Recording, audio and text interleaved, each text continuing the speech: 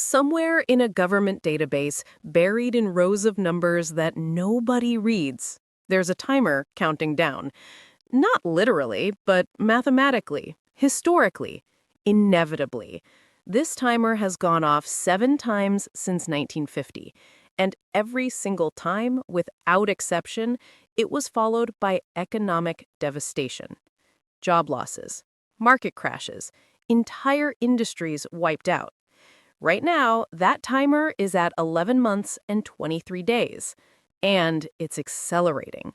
The terrifying part? Almost nobody knows it exists. The media isn't talking about it. Politicians are ignoring it. Even most economists are looking the other way. But the data doesn't lie. The pattern doesn't break. And history doesn't care whether you're paying attention or not. Imagine you're standing on a frozen lake. The ice looks solid. People are skating, laughing, having a great time. But underneath, tiny cracks are spreading. You can't see them yet, but they're there, growing, connecting. And the moment someone realizes what's happening, everyone will rush for the shore at once. That's where we are. The stock market just hit another all-time high. CNBC is celebrating. Your uncle at Thanksgiving is bragging about his portfolio. Everything looks fine. But here's what they're not telling you. Every single time in the last 70 years that certain indicators aligned the way they are now, a recession followed within 12 months. Not sometimes, not usually, every single time. Let me show you the pattern. There's this boring number that nobody talks about at parties, the unemployment rate.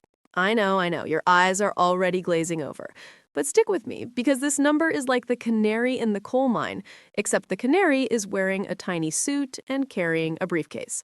In 2007, unemployment ticked up by just 0.5%, 0.5%.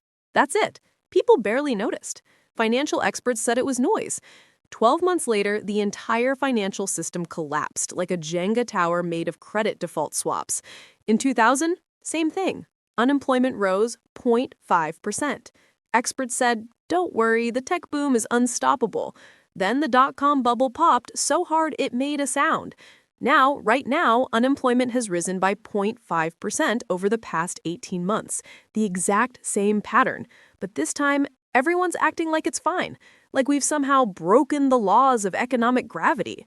Spoiler, we haven't. Here's where it gets weird. History shows that the biggest parties happen right before the biggest crashes. October 2007, market hits all-time high. 18 months later, Lehman Brothers is gone, and the world is in the worst financial crisis since the Great Depression. March 2000, tech stocks soaring. This time is different, they said. It wasn't. The Nasdaq lost 78% of its value. And now, we're doing it again. The S&P 500 is partying like it's 1999 or 2007. Take your pick. For 3 straight years, the leading economic index has been screaming, storm coming. Month after month, falling. The last time it did this, right before 2008. And before that, right before 2001. This is the economy's smoke detector, and it's been beeping for 3 years. But everyone's just taking the batteries out and going back to sleep. Meanwhile, job growth has nearly flatlined. We're one bad jobs report away from contraction. And once job losses start, they spread like wildfire. When people lose jobs, they stop spending. When they stop spending, businesses cut more jobs. It's a spiral, and we're standing at the edge. Let's continue with what just happened.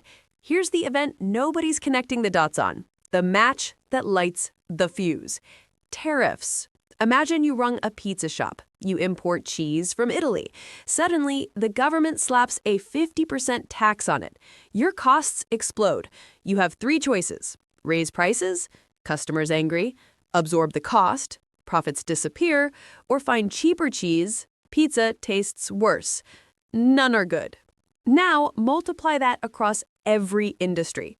Cars, electronics, clothing, food, medicine. That's what tariffs do. They're like throwing sand in the gears of the entire economy. The oil shock pattern. Every major recession in the last 70 years, with one exception, was preceded by a massive spike in oil prices. The 1970s, 1980s, 1990, even 2008. Oil prices surged, costs exploded, the economy collapsed. Tariffs work the same way. They raise costs across the board. But here's what makes them more dangerous: uncertainty. When oil prices spike, companies can calculate the damage. But with tariffs, nobody knows what's coming next. Will they be 10% or 100%? Last a month or a decade? That uncertainty is poison. It freezes decision-making. Companies stop hiring, investors stop investing, the economy seizes up like an engine without oil. The market panic. Earlier this year, after the latest tariff announcements, the market dropped 20% in weeks. Not because profits disappeared, but because fear spread faster than facts. Then, negotiations with China and India showed progress, and the market bounced back. See? Everything's fine. But the danger didn't go away. It just went quiet, like a tiger hiding in tall grass. The illusion of strength. Corporate America looks strong. Profits are high. But this is the exact same illusion that appeared before every major crash. Before the dot-com, tech companies were printing money. Before 2008, banks celebrated record profits. Then, overnight, margins shrank, layoffs began, everything reversed. Look closely at today's numbers. Profit margins are flattening. In manufacturing, retail, and transportation, they're already falling. And when profits tighten, companies cut costs, which means firing people. The trap. Here's why this moment is so dangerous. The economy is already fragile. Savings are thin. Household debt is at record levels. The average American has less financial cushion than at any point in the last decade. And the Federal Reserve? They're trapped. Interest rates were at the highest level since 2008. Raise them more, they choke the economy. Lower them, they reignite inflation. In past crises, the Fed could lower rates to 0 and restart growth. But this time, inflation is still lurking. Debt is massive. The usual playbook might not work. It might make things worse.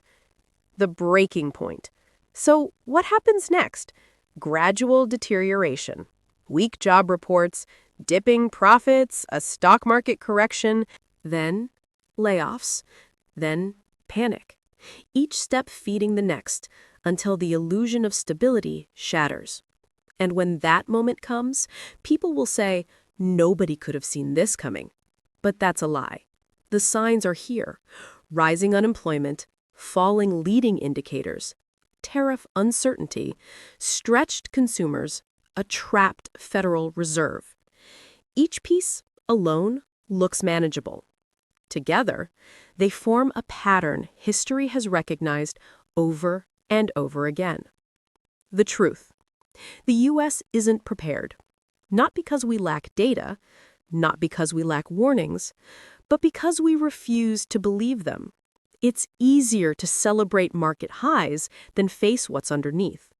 It's easier to believe this time is different than admit that cycles always return. But the truth doesn't care about optimism. Right now, the economy is balanced on a knife's edge, strong enough to stand, but weak enough to fall with one wrong move. Maybe it's another oil shock. Maybe it's another wave of tariffs. Maybe it's something nobody sees coming yet. Whatever it is, when it arrives, the system won't have the flexibility it once did, and the people who weren't paying attention will be caught completely off guard. The party's still going, the music's still playing, but the host just left with a suitcase. The question is, are you going to keep dancing? Or are you going to follow them out the door?